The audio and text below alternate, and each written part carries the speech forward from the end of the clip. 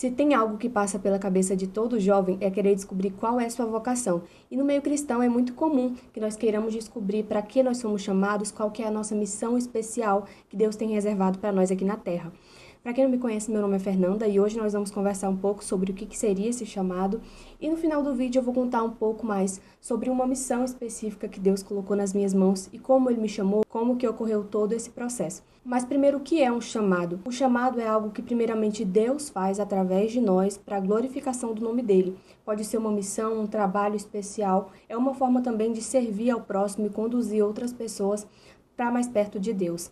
O chamado envolve santificação, envolve graça, são todos conceitos que a gente também vai abordar aqui nesse vídeo. Eu já ouvi muitas pessoas dizendo, eu não sei fazer nada, eu não tenho nenhum dom, parece que eu não nasci para nenhum tipo de missão aqui nessa terra. E se você é essa pessoa, pense bem, porque você pode estar errado. Deus, Ele planeja, Ele já tem planos para os seus filhos desde o ventre da sua mãe. Você não nasceu por acaso, você não nasceria sem uma missão. Você foi planejado e projetado por Deus para que você viesse aqui na terra para cumprir certos propósitos que Ele tem para você. Muitas vezes essas pessoas ficam travadas achando que não sabem fazer nada porque elas se comparam com a vida de outras pessoas, com o ministério de outras pessoas e acham que existe apenas uma forma. Elas idealizam uma forma de servir a Deus e acham que a forma com que o outro serve é a única forma de ser feito. Mas a Bíblia vai dizer que nós somos como um corpo. A igreja é como um corpo composto por vários membros.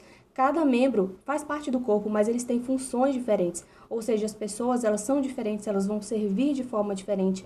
Então, nós não podemos fazer essas comparações tão exageradas com o nosso próximo. Por exemplo, muitas pessoas acham que uma missão, um chamado, é apenas ir para outro país, pregar o evangelho e fazer missões. Isso é muito louvável, mas também é louvável aquela cabeleireira ou então aquele caixa de supermercado que acaba pregando para as pessoas que convivem ali com ele no dia a dia. É muito louvável também a atitude de ser uma boa mãe, de criar os seus filhos no caminho do Senhor.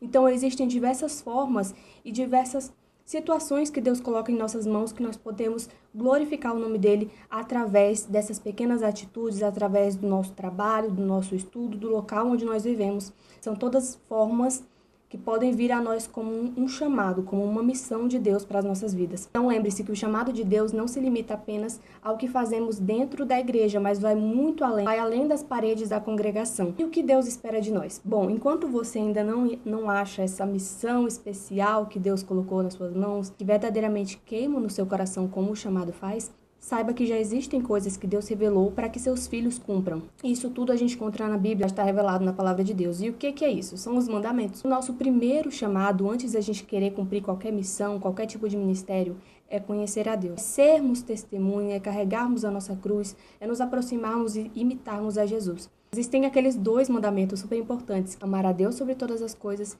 e o próximo como a nós mesmos. Então, nós precisamos buscar cumprir esses mandamentos em primeiro lugar, aplicar isso verdadeiramente nas nossas vidas e ao longo da vida, enquanto a gente cumpre esses mandamentos, nós vamos descobrindo formas específicas que nós podemos glorificar a Deus, que nós podemos cumprir esses mandamentos. Ou seja, o chamado, que nada mais é do que uma forma de expressar que amamos a Deus e ao próximo, isso vai ao longo do tempo se revelando, a nossa obediência vai se traduzindo em nosso chamado. Então não adianta você querer um ministério, um chamado específico, queira que Deus desça do céu e venha te dizer o que fazer, se você não busca conhecer a Ele através da palavra, se você não busca cumprir primeiramente esses 2 mandamentos mais importantes que Ele deixou nas Escrituras, conhecer também os outros princípios bíblicos. Não adianta querer viver uma vida de aparência, de ter ali um certo tipo de status por um ministério, por exemplo, sendo que você não tem uma vida verdadeiramente fundada em obediência que vem através do conhecimento da palavra de Deus. Mas para esclarecer como nós podemos descobrir essa vontade de Deus, esse chamado das nossas vidas,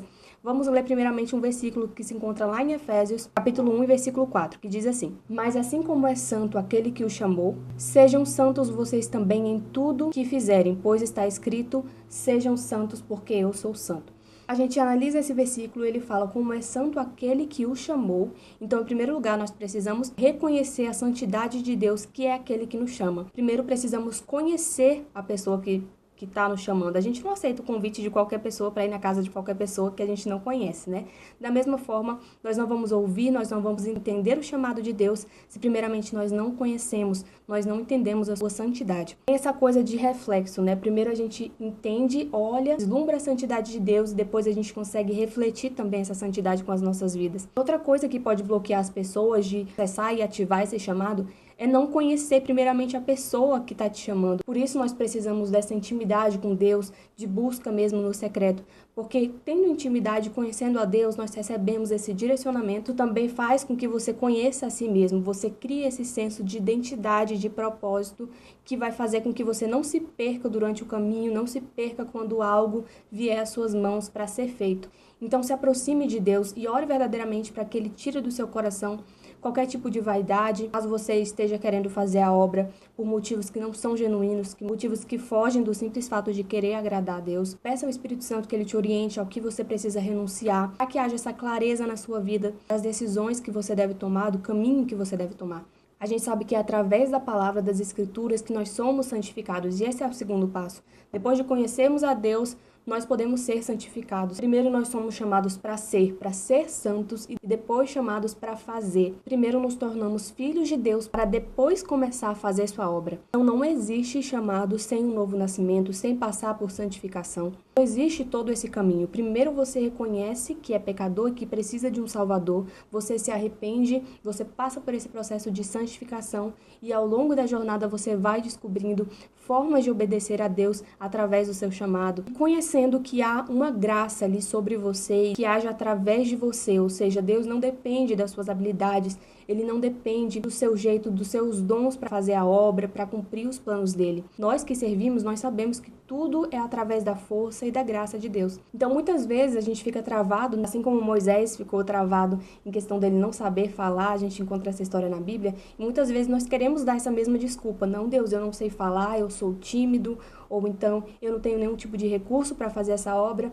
E Deus muitas vezes Ele não vai mudar essa situação, Ele não vai simplesmente do dia para a noite te transformar nesse sentido, não vai tirar os obstáculos, às vezes Ele não vai tirar todos esses obstáculos que a gente coloca na nossa frente, mas Ele pode sim nos fazer entender que apesar de não sermos perfeitos, de termos limitações, existe um Deus muito maior que nos chama apesar das nossas limitações. Se nós nos rendermos em obediência, Ele cumpre o seu propósito nas nossas vidas. Agora, já indo para a parte prática, depois de nos tornarmos filhos de Deus e santificados, nós precisamos também agir, buscar aprender, sairmos da nossa zona de conforto. Precisamos ativamente buscar desenvolver certas habilidades, buscar ser útil e servir ao nosso próximo. Deus não vai chamar aquela pessoa que está desocupada, que não tem nenhum tipo de interesse e que não tem essa vontade mesmo de servir. Precisamos buscar ver além dos nossos próprios interesses, buscar ser útil para as outras pessoas e estar atento ao que Ele já nos entregou. Olhar mesmo para os nossos talentos, para as nossas habilidades. Muitas vezes nós não conseguimos ver, mas outras pessoas reconhecem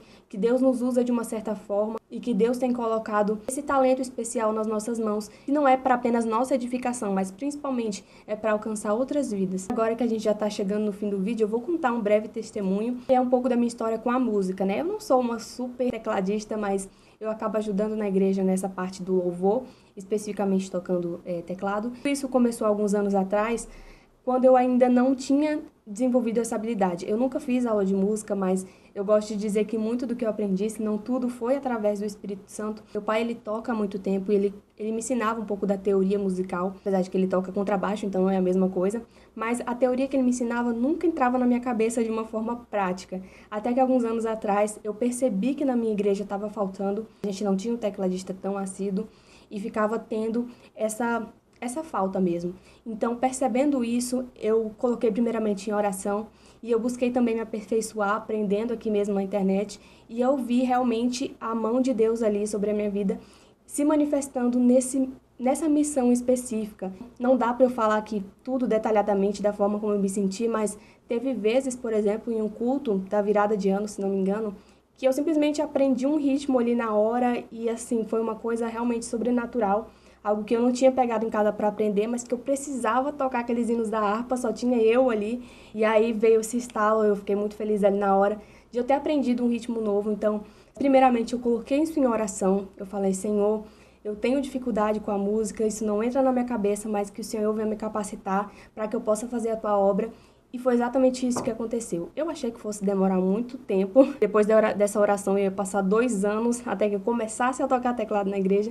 E não foi questão de assim 1 mês, eu comecei a ir lá na igreja tocando assim bem escondidinha e aos poucos até hoje eu participo ali contribuindo com a obra. Então essa pequena história foi só para ilustrar Como que funciona? Deus chamando a gente para uma missão específica. Tudo começa com a gente percebendo, né, sendo sensível, através do Espírito Santo, reconhecendo que há uma necessidade e realmente na obra de Deus sempre há espaço para mais um, sempre necessita de trabalhadores, de pessoas que queiram servir.